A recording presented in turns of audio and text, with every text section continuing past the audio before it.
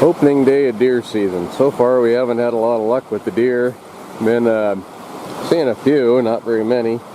Two little yearlings that looked like they were going to be bucks. They got little nubbins. But we're having better luck finding some elderberries. There are quite a few of them in this spot. And when we got here, up in this elderberry tree, there was a grouse, and Cindy got him. So that works. It got a good shot right at the base of the neck. So we'll gather up some of these and make some wine or some jelly or something. And to go with the deer we're going to get. So the most time-consuming part of this elderberries is you got to get them off the stems. But it goes pretty quick.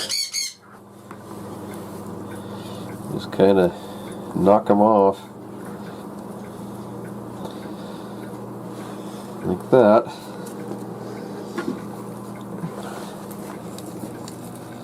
That box was pretty much full of them.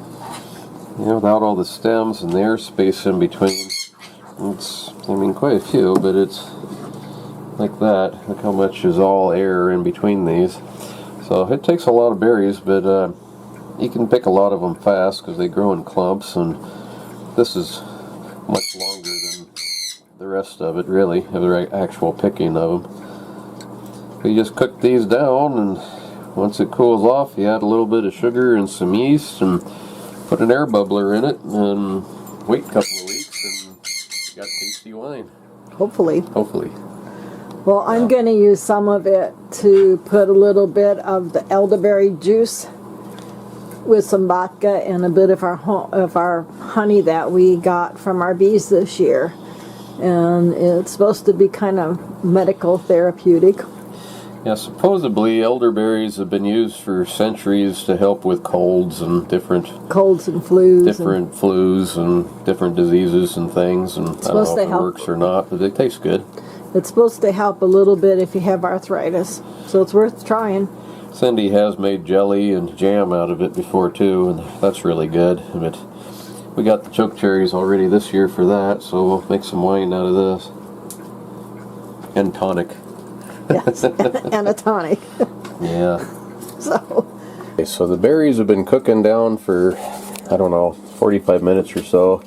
They're soft and they're squishy, and the water's turned kind of purple. And I think I get the seeds out.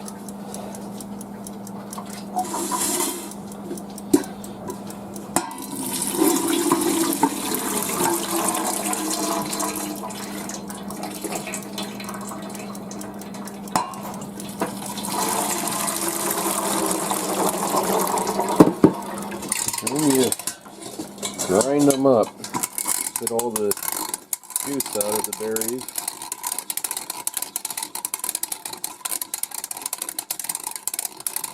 In here, there we go. Mash them down, get all the juice that you can out.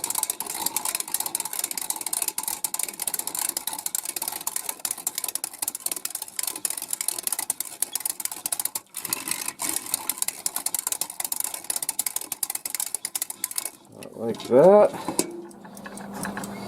And then the rest of that I'll put in for the bears to eat with the bear bait. And you keep doing that until all you have left is juice. Okay, that cooked down to that much pure elderberry juice. Cindy told me she's got 2 jugs of frozen that I forgot to take out of the freezer. So these are going to have to thaw before I can put them in there.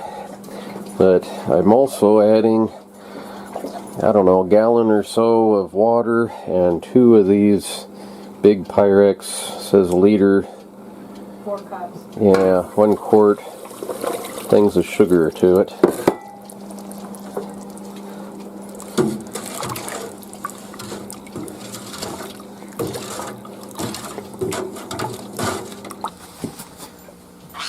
Okay, so we got most of that jug full of water, sugar, and elderberry juice.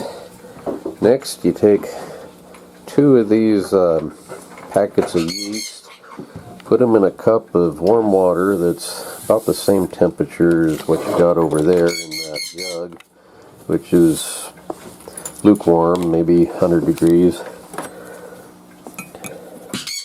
Mix it up good so it's broke up.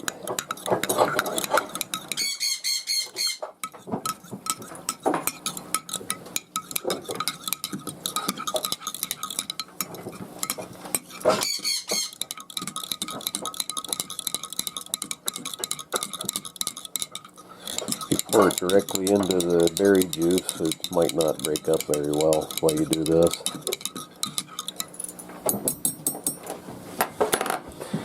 Alright.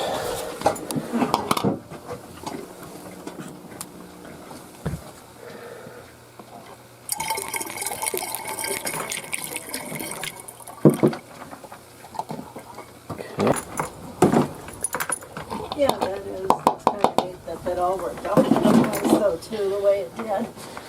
Well, these things are an airlock. You fill them with water about halfway full, and the gases will come up and start to bubble.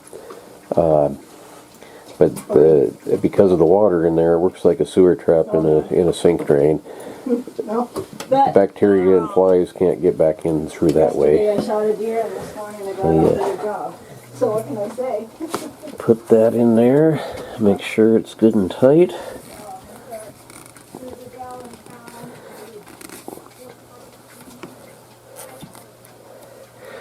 And that's really all there is to it. Now you just gotta wait. See that burp there where it come up and over?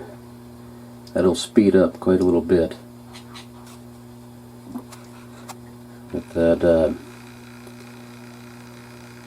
that shows that the yeast is working.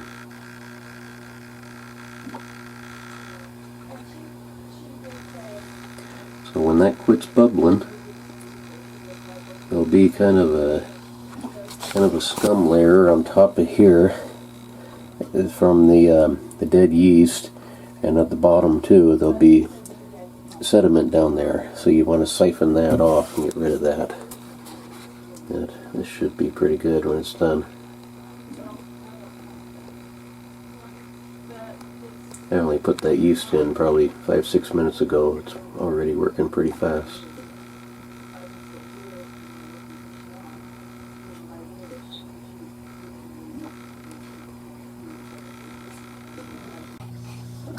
About 24 hours later.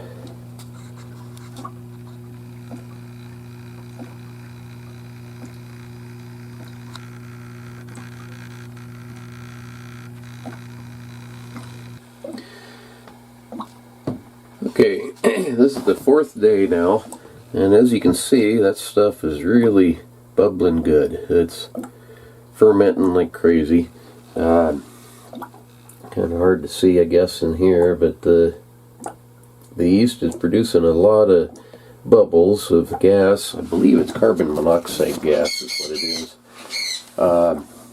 So basically what's happening here is yeast is a microorganism, kind of a bug, and it is feeding on the sugar in the elderberries and the added sugar that I put in here, and it produces this gas, which is, I believe, carbon monoxide. But I'm always kind of fascinated by this because that bottle's sealed. You know, there's no way outside air can get into it, and yet there's that much coming out of it. And it just seems impossible that it could produce that much. But anyway, basically what it's doing is that little bug, the yeast, is eating the sugars in the elderberries and in the added sugar I put in there, and it poops out alcohol. Kind of a strange way of putting it, I suppose, but that's really what it is. And the next time you hear somebody say they've had too much bug juice, at least now you know what they're talking about.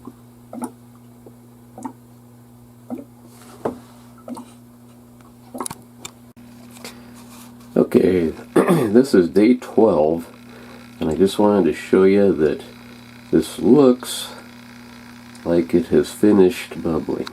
Oops, too far. This looks like it's done, but it's not. If you wait long enough, it takes a couple of minutes now to do, it is still bubbling. It's still fermenting. And it will break your bottles if you try to bottle it now. So make sure that it is completely done. I mean, sit there for 10-15 minutes, maybe more, and watch. Make positive sure that it is done fermenting, because it will explode your bottles. We started this on the 13th, and the day is the 3rd of November, so it's been right about 3 weeks. This isn't bubbling at all anymore. So, now it's time to siphon it off and bottle it. Smells like wine.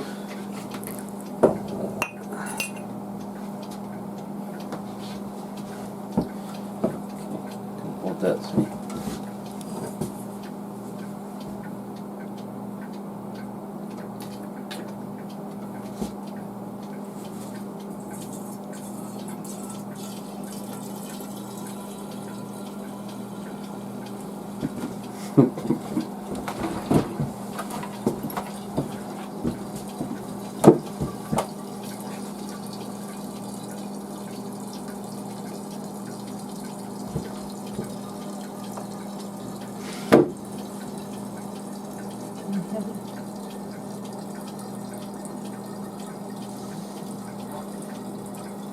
Don't put your siphon tube all the way to the bottom, because you don't want sediment in there. Some people even siphon the whole thing into a big jug like this one and then let it sit to get more sediment out.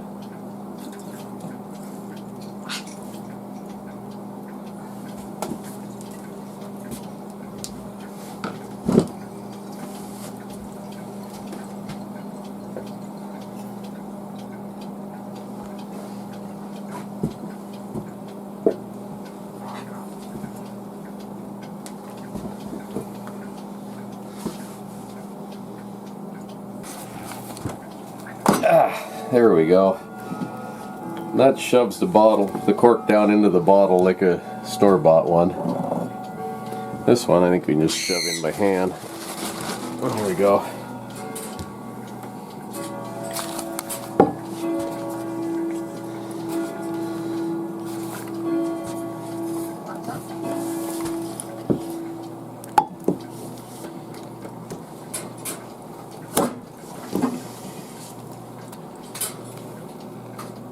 See what this stuff tastes like.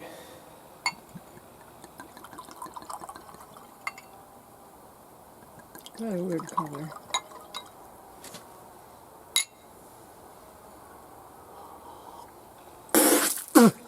Damn, that's good!